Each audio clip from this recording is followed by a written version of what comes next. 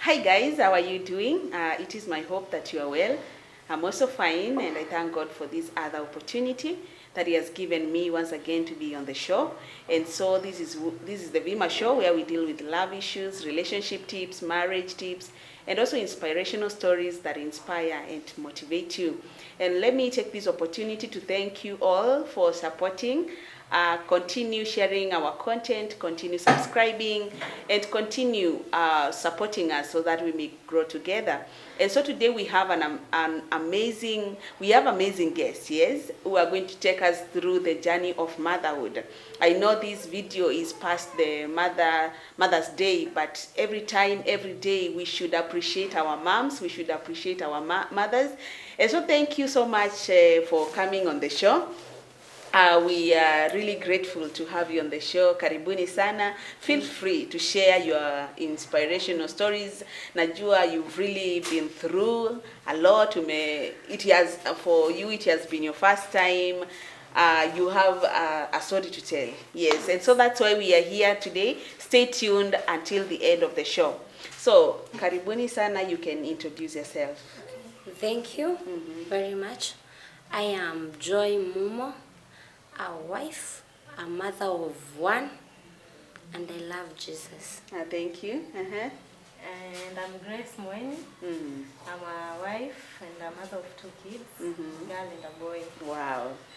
Yeah, so, here we usually say that marriage works. It works with God. And before getting a baby, there was marriage. Yes. I would like us to hear your story about how you met with your partners. Maybe Joy, you can begin. Sorry.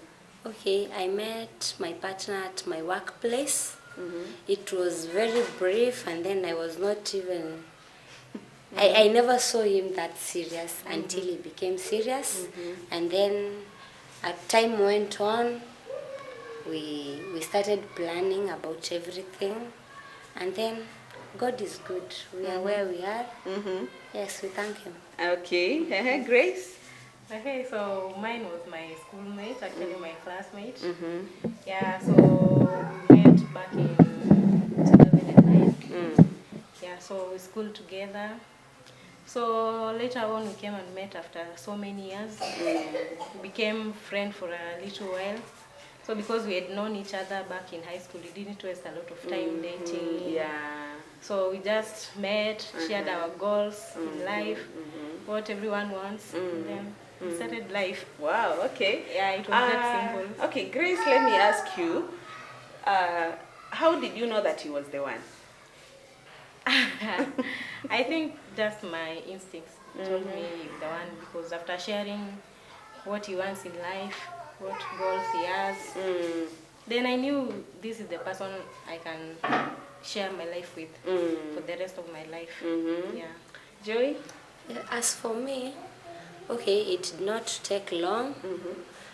Yes, after we met, we started knowing each other, and then it happens that maybe we come from the same area. Then it was not very hard for us. We just became friends, and then the rest is history. the rest is history. Okay, now let's dig into today's topic. We are going to talk about motherhood. And I'll take this question back to when did you find out that you are going to be a mom for the first time, Grace? Okay, so I was in a conference somewhere in Nairobi. So I was to present some topics to some donors. Then when I was doing the presentation, I kind of fainted. Okay. Yeah, so I didn't have energy. So after some few weeks, that's when I decided, let me do the test and see. Yeah, so it came positive, and that's how I find myself being a mother. Yeah. Should I ask this maybe funny question? Yeah. Were you ready? Not not really. Okay. Yeah, no. So Yeah, it's so the surprise. there is a saying that says a bigger percentage of women and mothers, they are usually not ready to have children. It just time usually plans. Yeah. So for me, time planned for me. Okay. Yeah. Joy, ulikuwa ready? Okay, for me, I was not that ready, but somehow I was ready. Because I anticipated so much to become a mom. Okay. And then we had discussed it severally before it happened. Yes. Wow, that is beautiful.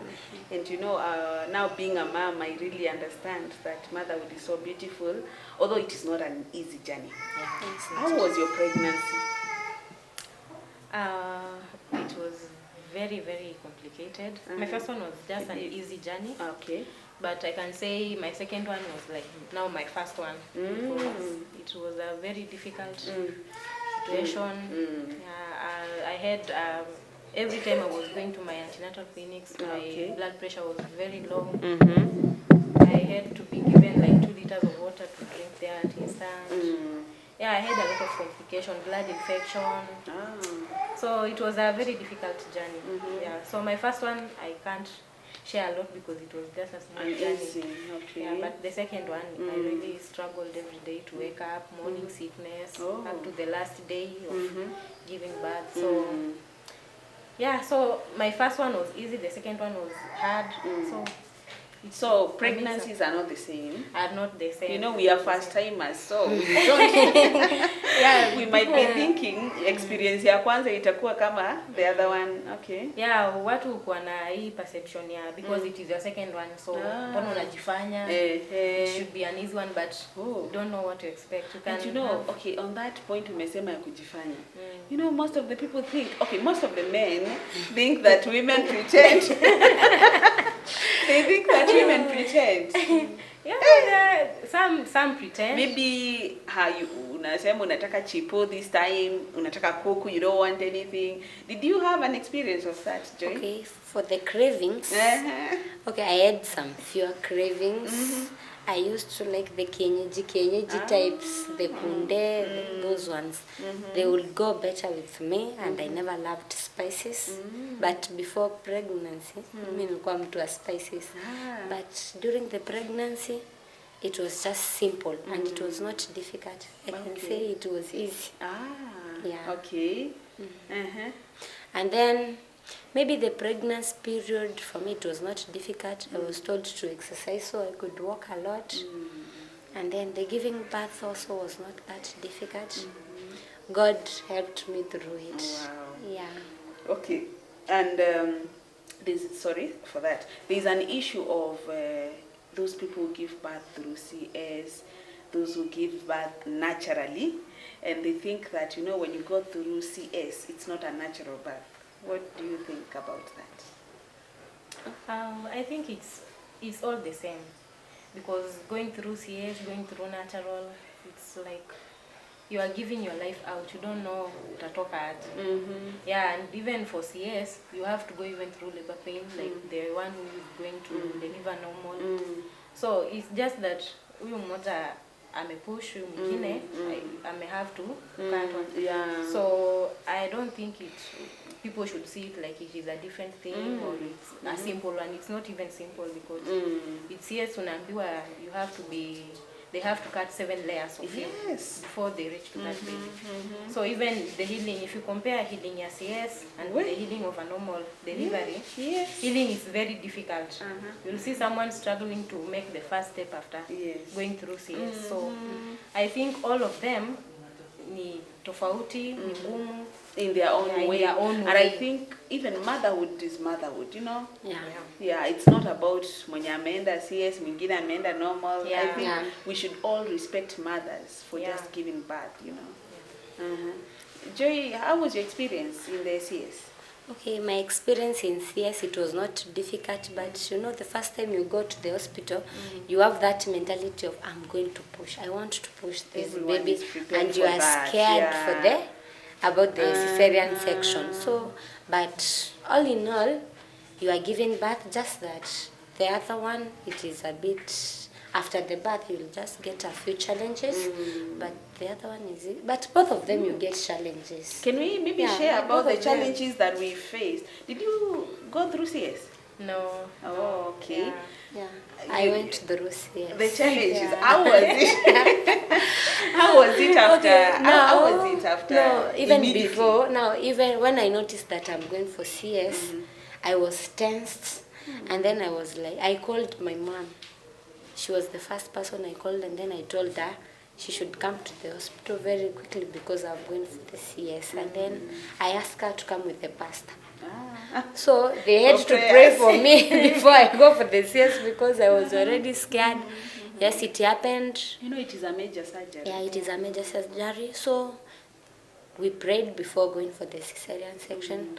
I was scared about everything, the injection, the what.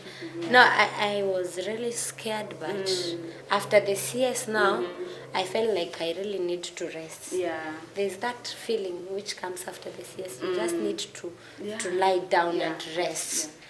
And then after that, it was difficult for me to get up and have the baby. So the baby could cry and I was looking at the baby. So that one was a bit traumatizing, but with time, I got help and then I adapted. Okay. Yeah. Grace, how was your experience? I think my first delivery was just very easy, smooth.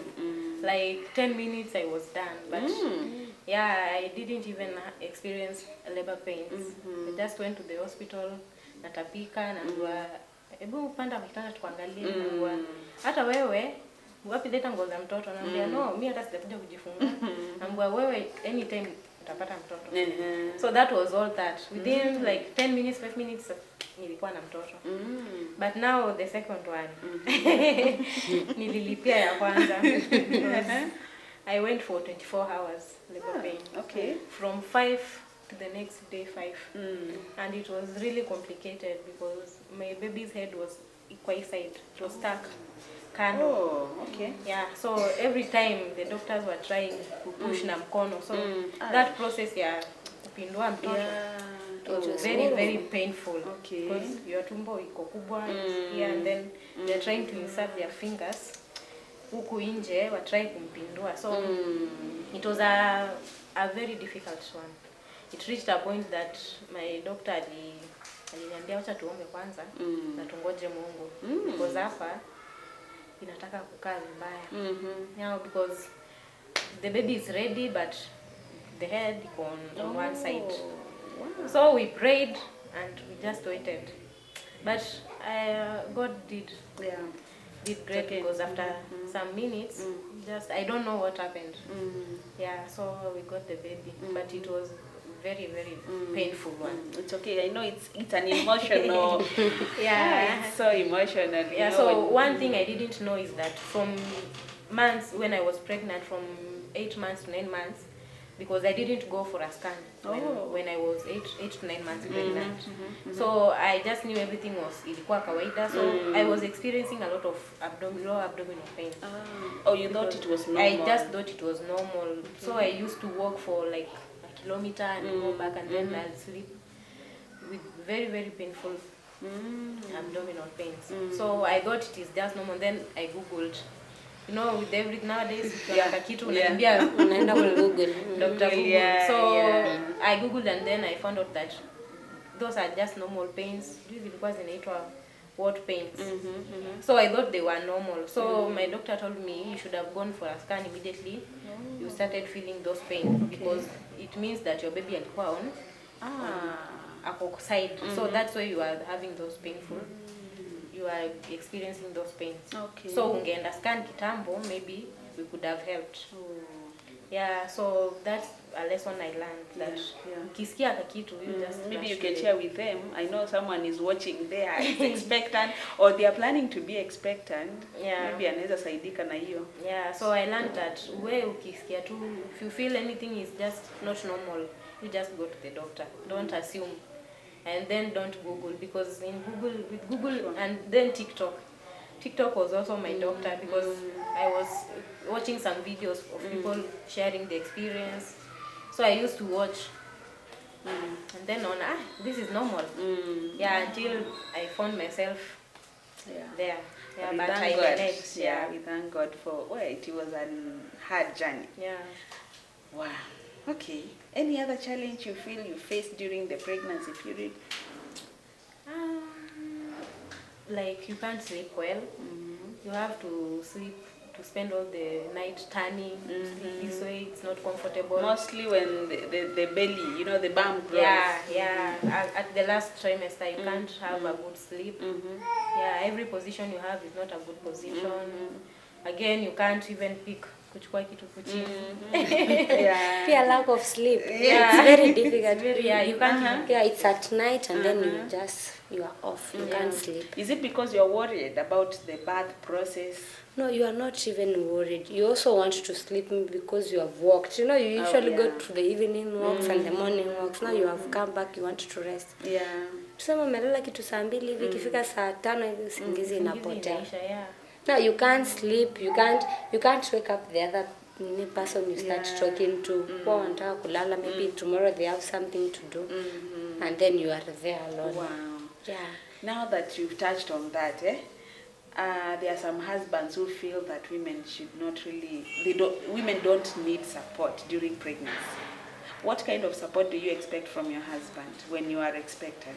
Okay, it's very wrong for someone to think that when you are expectant you don't need support. Actually, unapata hata wengine wanauliza, is it sickness? You are not the first one. Okay, it is not sickness, you are not the first one, but for yourself it is the first time you are experiencing. For me it was my first time. So I really needed support. And then if he is not there to support me, who will? He is supposed to support me. Okay, first of all, emotionally, your emotion change. You become angry. Okay, maybe he's saying something positive, you'll take it on the negative side. Okay, he's also supposed to, you see those walks, they are very difficult. So he's supposed to help you, maybe you go and walk together. Yes, to help you pick something. You can't pick something from the ground. How are you going to pick that thing? Yes. So they should be there 24/7 to help us. Maybe after job, asiende kukaa na maboys. That is what they like. Akuje home. They should not go and watch football. Akuje home, you watch football together. Unaanza kuwa interested. Let's say maybe umeshinda job ama kuna time inafika like you are given time to go and stay at home. So tuseme uko at home, umeshinda hapo kutoka asubuhi up to the evening. So akitoka job, anaenda kukaa na maboys, you are bored. So you need someone to talk to. He should be there to talk to you. Okay, sometimes you also experience stress.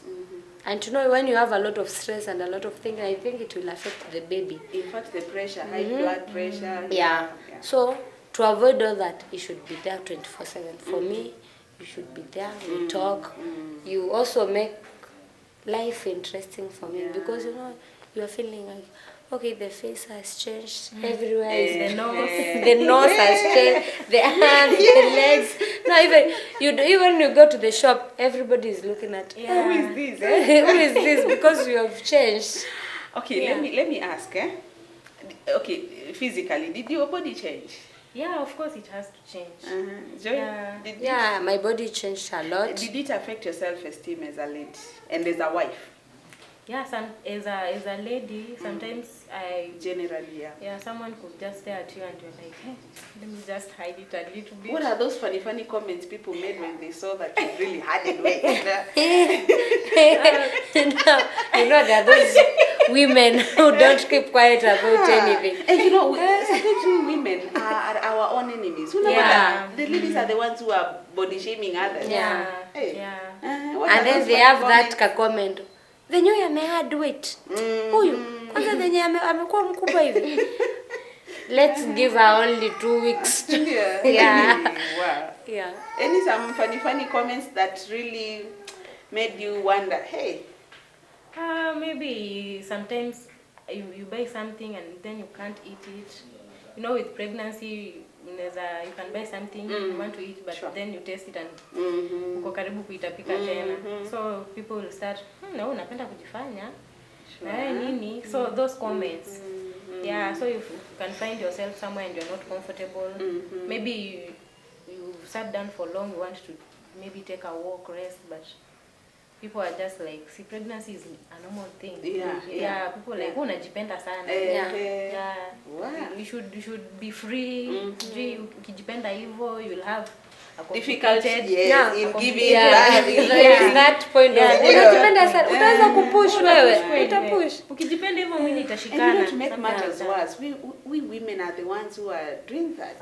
The elder women, the elder ones. Actually, the thing with men outside, you find that like they want to help you. Sure. They want to help you, but Sure. women, it's like they want to judge you with everything you're doing. Yeah. I think that is a point to women. Women should really understand that you don't have to body shame another, or you don't have to say hurtful words. Yeah. Or be negative. There is this saying actually, kwani wewe ndo wa kwanza. Wewe ndo wa kwanza kukuzaa. And you know, it's maybe your first, or even, you know, the way you see it, every pregnancy has got its own experiences. And for very me, Atakama different it's your ones. 5th time. Actually, for me, my second time, people were like, hey, na chiyo yambe, like, si ya kwanza. Yeah. So mbona, she needs help, she yeah. needs to do this. Yeah, but people should know that they are different. Yeah. I think let us respect one another. And I know women are watching. Please let us respect one another and just let her be. You come across a lady who is expectant, just let her be. And there's another point. Sorry. These elderly women will think that after you have gone to the hospital to deliver, they will think that you are the one who is refusing to deliver. Now, you are refusing the course of the process. Now they will start slapping you. You are the one who's... By the way, there's a have girl you who had an experience experienced of those that. nurses? You know, they are those God-sent nurses, but the others. They will slap you. They will really slap Even you. start abusing you. Yeah. Have you had an experience of that? For me, no. I had actually a very, very good team around me, so I didn't experience that. Yeah. Wow. And you? Okay, for me, okay, I Sorry think for that. after I went to the hospital, I happened to meet a friend of mine, and then the matron who was there, she was very friendly. And then things were easy until they realized that I cannot give birth, and I had to go through a cesarean section. Okay. Yeah. Okay. Wow. I think one thing on that I also realized is that as far as it's labor pains and they are painful, I think there are people who also Overdo. Be dramatic. I can say that because I've worked in a hospital for some time and I've seen those kind of people who will do every such kind of a drama. So you find like this doctor is supposed to. And I think it can hurt the baby. Yeah, it can hurt the baby. So you'll find that because their work is to save you and save the baby. So there are people who also do some sort of a lot of dramas which are not necessary. Yeah. As far as you have pains and maybe umezidiwa, but kuna some extent which is I think not necessary. Okay. Yeah, and you should be patient and also listen to the doctor what he or she is telling you. Okay. But one thing I came to realize about the pain, you know, like for me, I had the pain since from the previous day, and then I went to the hospital the next day, and then that actual pain of giving birth never came. I never experienced that actual. There was just those small cramps. They will come and then they go. Okay. They come, they go for like almost a full day. So I think when that pain comes, nobody will usually pretend. Nobody can pretend because it is a God thing. It comes naturally. That's such that the pretending one, let's say maybe they are not yet there. Okay. Yeah. Wow. Okay. I hear the baby crying. And don't worry, viewers, that is a show of motherhood, and you know, maybe we can check on that. Welcome back. Yeah, and this is a very interesting conversation about motherhood, about pregnancy, the challenges, and now let's get now into you have your baby. That is after now giving birth. How was the experience? Okay, the experience of motherhood, it changes you fast. And for me, I had a CS. So it was challenging for the baby. For me, everything was challenging. But with a little bit of help, I managed. Okay. Also, after we went home, nobody told me that when we go home, the baby will not be sleeping. We'll be awake all through. So, okay, first time I thought that, okay, maybe it's very difficult because the baby could not sleep at night and then she could sleep during the day. So I just changed my routine. Okay. My night became my day and the day became the night. Yes, and then there's that colic. The colic one. That one was... Okay, the baby is crying. You don't know what to do to the baby. You are told a lot of advice. Give her honey, give her this. Nothing is We are told working. not to give anything. Yeah, we are told 6 months. Yeah. And then nothing. You cannot give the baby anything. You just breastfeed. It's a bit challenging. You also feel like when the baby starts crying, I'm going to cry like the baby. But you have to be strong for yourself and for the baby. Yes. Okay. I think it was a bit challenging. And then I had no experience. Nobody told me anything. I just went to learn. Watch and learn. This and that. Grace, how was your experience? I think one thing that a new mother needs is a lot of help. Yeah, so for me, I'm that person who feels that when you're helping me, it's like I'm burdening you. So I thought it would be just a simple task, I'm going just back to my normal way. Yeah, so my experience after now giving birth, I needed to rest a lot. And also you are anxious. You want to keep on checking the baby if the baby is breathing. Yeah, so unakaka unaenda unamwangalia if he's still breathing. Is that depression and anxiety? No, I think it's just anxiety because now you have a newborn baby. Yeah, so when he stays for long without maybe crying, you go and check if he's still breathing. Yeah, it's just being anxious because you have now a new human being in your life. Yeah, so and then you also have to take time to going back to doing your things normally. So you'll find yourself lost. Yeah, everything is now about the baby. Yeah, so you find even you'll maybe take maybe a week. For me, I realized that it's been a week. I've never even looked myself at the mirror, how I look, my face, what. Yeah, it's all about the baby. Yeah, it's now it's all about the baby, breastfeeding, and then the baby might have colic like mine. Had a lot of colic, so he kept crying all the time. So I'm just there breastfeeding, trying to soothe the baby to sleep. Wow. Yeah, so it took a lot of time, of my time. I forgot I'm also a woman. I need to maybe dress well. Yeah, maybe comb my hair. So you get lost. Yeah, for a minute, you get lost. You forget who you are, and all the concentration goes to the baby. Yeah. Wow. How did you deal with that? Okay, because now after motherhood, as a woman, you usually rediscover yourself. Like you realize, hey, I'm still a person. It's not just about the baby. I have to look well. I have to groom myself well. I have to dress well. I have now to come back to being me. Yeah. Yes. How did you rediscover yourself? For me, I think it took time.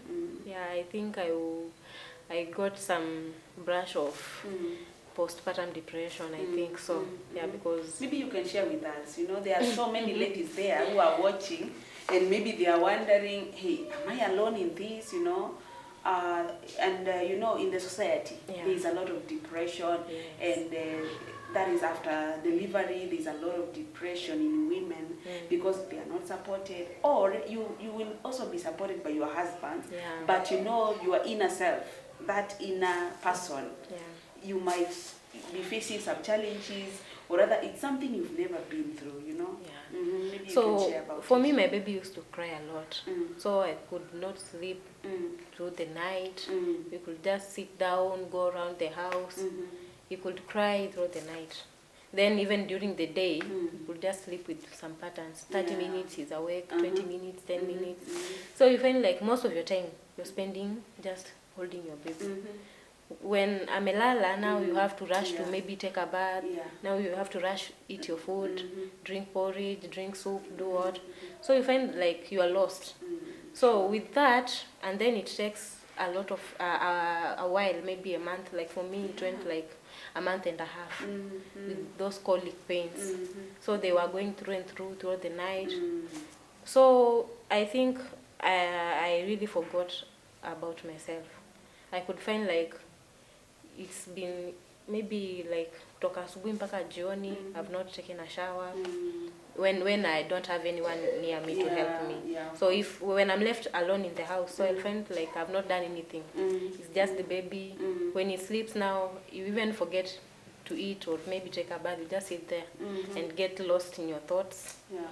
So it starts slowly. It starts slowly because maybe your baby is crying a lot. So you start maybe sympathizing.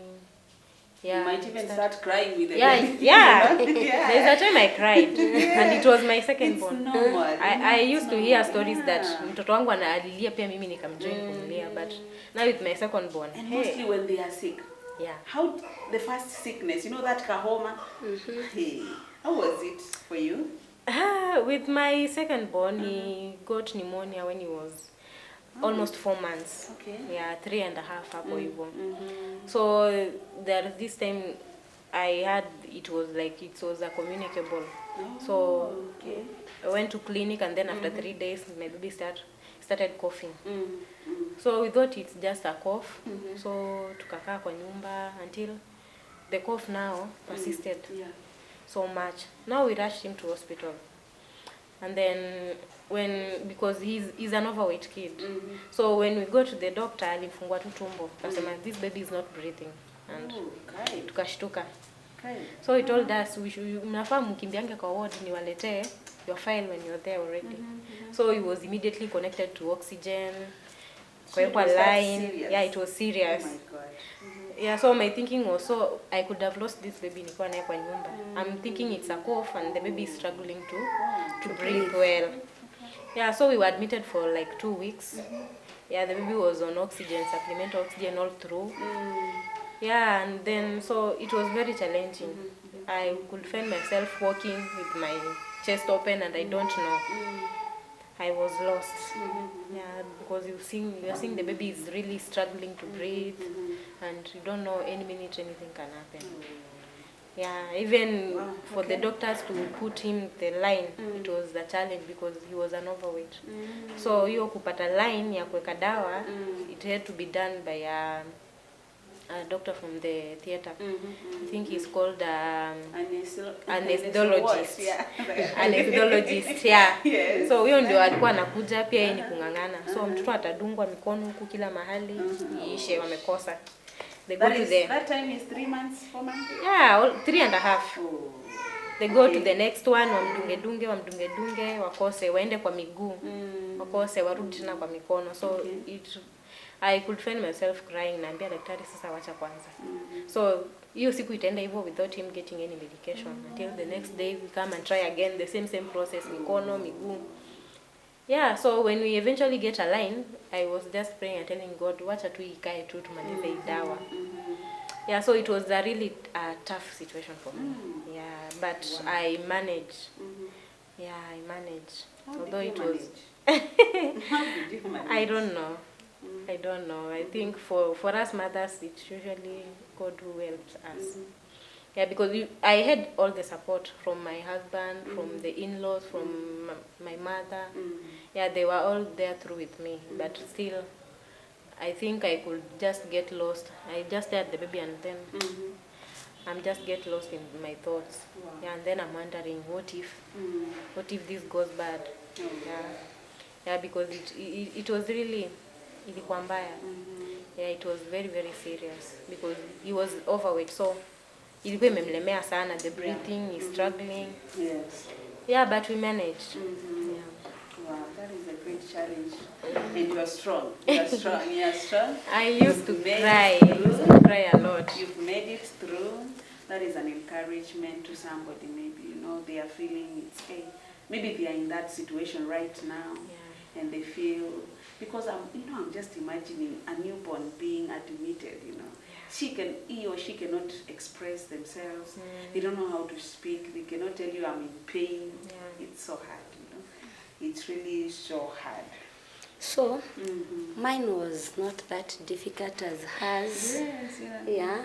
But it happens that I was alone that day. The baby happens to get sick and then I was alone. So, alianza kupata ile joto. So, mimi nilipoona ameanza kupata joto, I just took him to the bed and then decided let's sleep. So, it was around 3. Now that it became very difficult.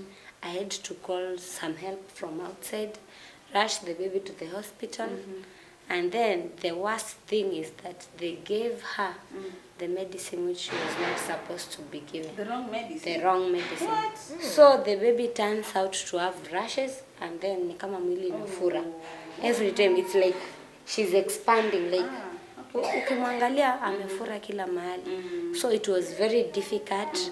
I could even cry, and then I give my mom the baby. Now I tell her, Mom, I don't know what to do with the baby. But God was good. Someone came and then they helped me out. They told me the medicine is for a 2-year-old baby. And then my baby was a few months. Then I decided maybe I'll change the hospital. And for now, things are good. She's faring on well. Wow, we thank God. Thank God for that. Yeah. It is a testimony. Those are testimonies, and we thank God. So now, what during that period, what did you expect your husbands to do, so that you'll know that they are really supporting you? The period when the baby was sick. During that period, you know, it's like you're confused. You don't know what to do. It is, even if it's not your first time, you had a different experience. No, during that time, when the baby is sick, I think someone is not always thinking straight. You see, like the doctors, they are doing it slow. They should they know this baby, I can lose this baby any minute. So I think it should be there as a support system for you. You need a lot of support. Maybe also you need someone to send you back to your senses. No, you know, this one you're doing wrong. Let's try. Do this. Just take it slow. Take it slow, and then maybe a shoulder to lean on. You need a shoulder to emotional, lean on. Emotional support. Grace? I still just say the same, that he should be there to support you. Because sometimes you can just find yourself that you're not doing the right things. Or maybe you have a lot of stress, so you should be the one giving you a shoulder to lean. And helping you to think straight. Wow, that is so good. Yeah. What do you think is your role now? You are moms. We are moms, you know. What are our roles? Now, let me tell you something. There are some things which are difficult. You know, now, after you have become a mother and then you are given those months, you rest, then you are going back to work. Now you're supposed to be a mom. Maybe where you are working, you are supposed to give your best, and then you are supposed to be a wife, and you're supposed to run the home. Now all those things, you realize, the responsibilities are too many, and you have to balance. As for me, I'll say with my career, okay, let's say I'm giving it, I can't say much, but I'm really trying. I don't want to feel like I'm straining between the baby and the career. So I try to balance both. I also try to balance the house and the baby. You know, now and the husband, we should not forget about it. Also, yes, I'm managing both of them, and then now you see, at a family, the extended family, they also want you to chip in now. Now you have had the baby, like they think it's normal. Now you are, the baby can eat. Now you have time. You can do this at home. You can do this. But it's not that easy. It's not that easy. Kitambo we were hearing this phrase, akianza kula ni hivyo. But kuna stages zingine. But there are things that are, you know. Actually, that's the time your baby notices that you are his mother or her mother, that now he needs all the attention. And she can cry when you leave. Like for my baby, if I come at home, so she expects me, the first thing to do is to take her. From whatever she's doing, I should take the baby. I should concentrate with her. She doesn't want to be taken by the nanny. No. Okay. It's so hard. And It's then so hard. It's so hard to balance. no, then the husband comes home from work. Yes. He's very tired. He also needs to be nursed. So it's very difficult. So who do you nurse? Who do you start with? You balance and then you expect understanding. Yeah. We really expect them to understand. Yeah, us, yeah. I think one thing with motherhood, you just need a person who is very, very understanding, who will be there behind you to just hold you. When you're going down, just holding He's you. there to uplift you. Yeah, he's there to just tell you stay there. Yeah, because when you don't get an understanding partner, then it will be a hell for you. Yeah, it's very Because difficult. nursing a child is not easy. Yeah, the baby can just decide today and just going to cry. Yeah. They do.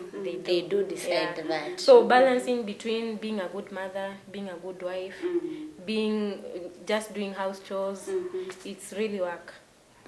Yeah, and they can never balance. You'll find yourself tilting to the baby. You also need to look at the husband also. You also need to look at maybe the house. So it's just persevering and trying to make them balance a little bit. Yeah. Wow. I'm just thinking of this question about what are some of the signs? What can show that someone is really depressed? Maybe we are here talking about depression from, from your own experiences, from maybe what we've learned, you know, in the social media. What do you think are signs of depression? For me, it actually hit me.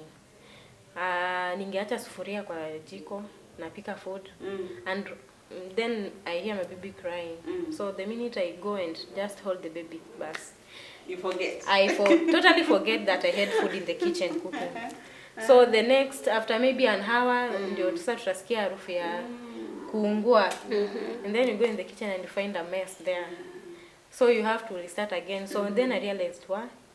I think ile kitu ile kitu ile postpartum depression nasikianga. Nobody will ever say that you know I'm going through it. I don't know why people and they actually as a mother you don't realize that you have the depression. You don't. You will find yourself kutoka asubuhi mpaka jioni hujaoga, or maybe you've taken a shower umesahau kujipaka mafuta, you've not combed your hair, you are not tidy, you're just there, you know. Yeah, you're just there with your dera. Yes, the dera kwanza the dera. You forget that you can just wear another nice clothes. It's just dera all through, morning to night. The following day you're just with your dera, you're just changing the deras. Yeah, so I really had now to be, I think, intentional. I decided that I'll be dressing well. Nikiamka asubuhi nitaoga, nivae vizuri even if I'm going nowhere. I just be intentional in what I'm doing. Yeah, when I get in the kitchen, I'll not think of another thing, or maybe the baby, I'll just cook if I'm cooking. Yeah, if it's time for baby, it's time for baby. Yeah, because I realized it will do damage. You know, as women, we need to realize that we are not supposed to lose ourselves in motherhood. Yeah. You know, that is the main mistake that we can make. Yeah, we should work on ourselves. Life will not stop at just having a baby. Yeah. Life will not stop at just being a mom. Yeah, you also need to be a career woman. You are into business. You know, you are also a wife. Yeah, your husband is there and he needs attention. Yeah, we just need to realize that we don't have to lose ourselves just because we are moms. Yeah, but also I think, you know, with now getting a baby, your body changes. Yeah.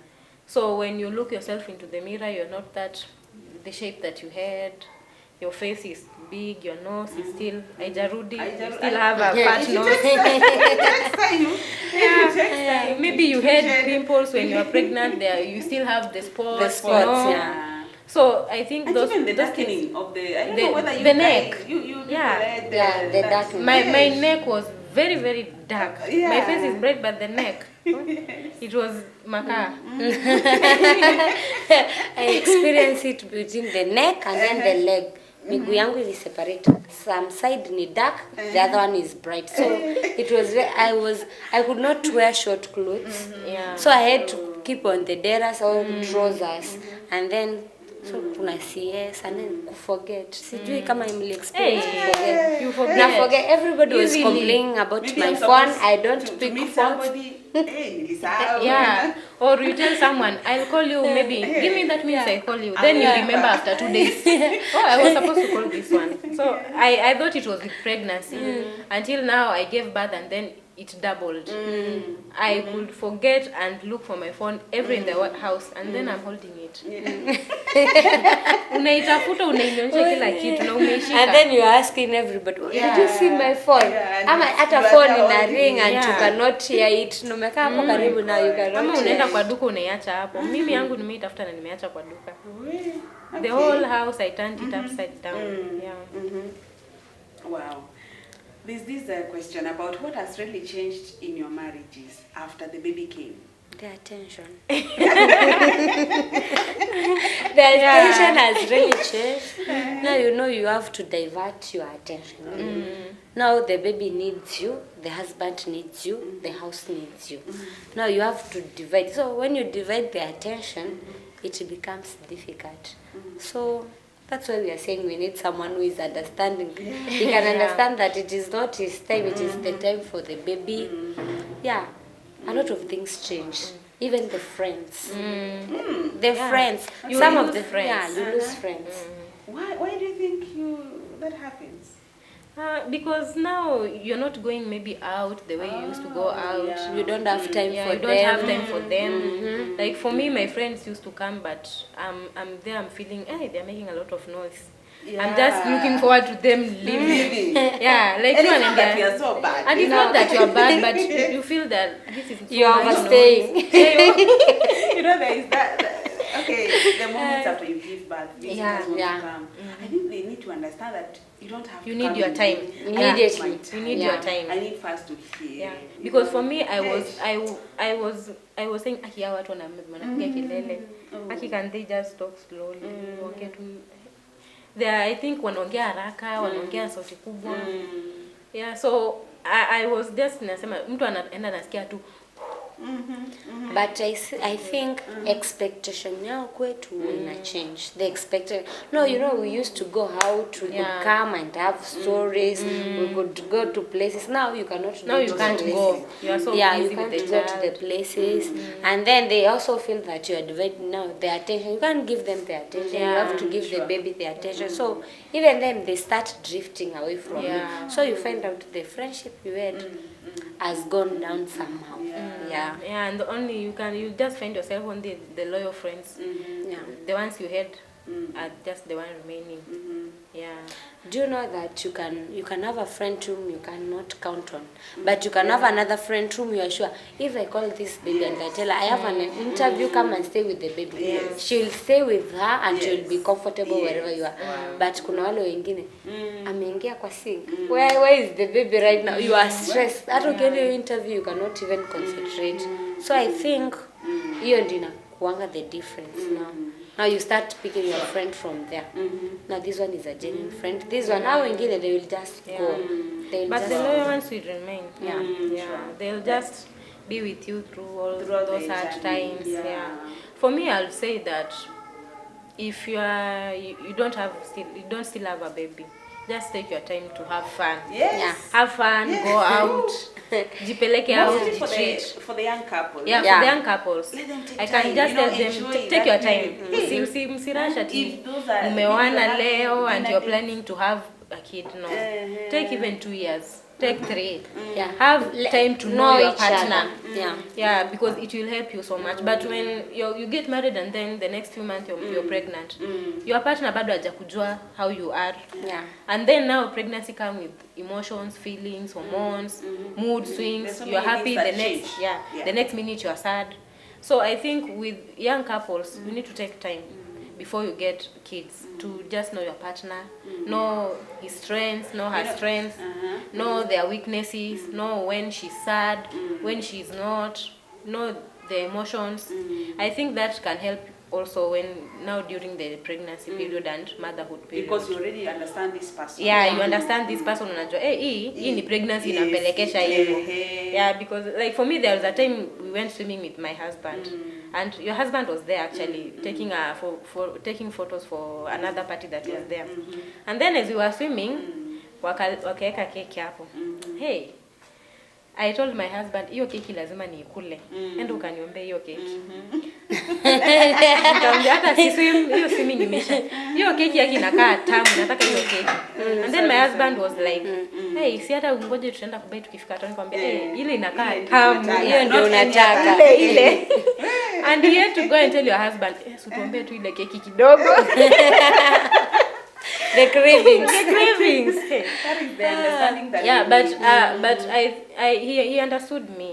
Yeah, so you need to take time to know your partner before now another kid's coming, because now this is another human being who has his or her needs and demands. Yeah, you'll find like now when you have a kid, when you come back to home, you don't think of your husband.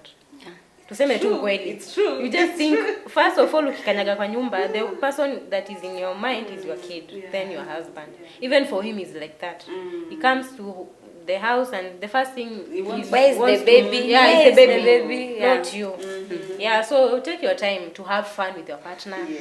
Go out, go to places, just have fun before now you have a kid, because when you have a kid now, a lot of attention goes to the kid before you can go back to your normal life. Yeah. And another thing, you should plan. You know, there are those kids which come, Yeah. I am pregnant. And there are others, now you have to plan, because it is a very, I won't say hectic journey, but it is a journey which demands a lot. And for him and for you to be comfortable and to understand one another through that journey, and now will come the other human being in your family, you have to plan, like we have to do this and this and this. We should be prepared. Sure. Yeah. But when you find that there's a oops baby, you know our baby is a blessing. Yeah, it is a blessing. And maybe there's someone there watching and they are really struggling. You know, there are those people who are struggling to have a baby. Yeah. What can you tell them as we are nearing to end our show? Okay, as for me, I would say that they should not put a lot of pressure on themselves. The babies come from God, and they should really wait upon Him, and they should not make hasty decision the ones when they are mad or they give up on life. Yeah. Life has a lot to offer, and time always plans everything. Yeah. Okay. Sorry, we are still in the motherhood session. We are still with our kids around, so don't worry because of that.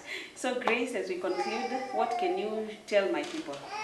I can tell those who still looking for trying hard to get a baby that number one, you should just close your ears from outside noise. The society. Yeah, the society. You know, we because like judging. one thing, the society usually pressures people a lot, because the society expects you.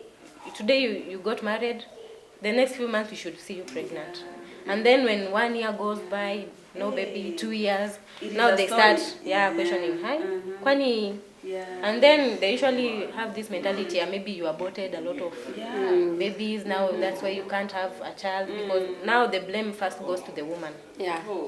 Yeah, that's our society. So I'll tell them, just close your ears from outside noise, concentrate on yourself, and as my friend said, don't beat yourself so hard. Just put God first.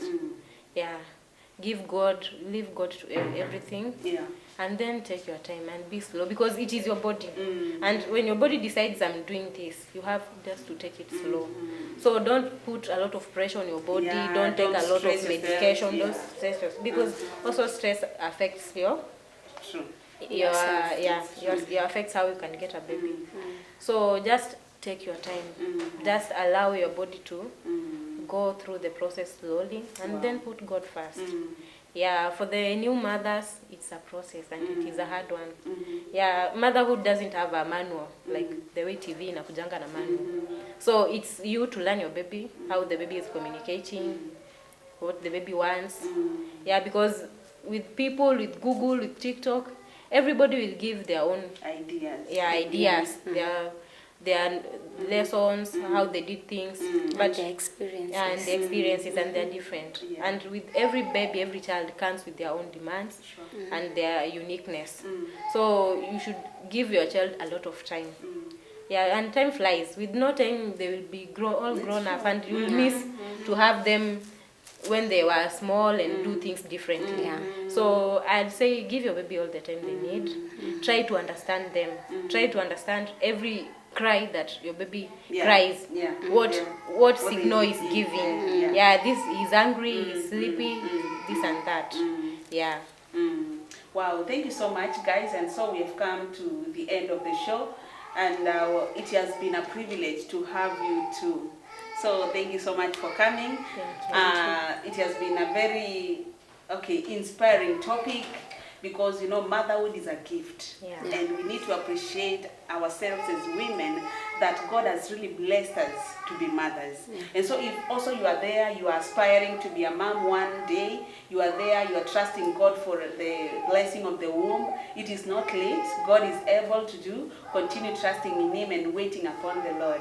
And so we are going to have a series of motherhood. This is the first episode. We shall continue to bring more and more moms to share about their stories and to equip you with knowledge and with ideas. May the Lord bless you. Until next time. Thank you. Okay.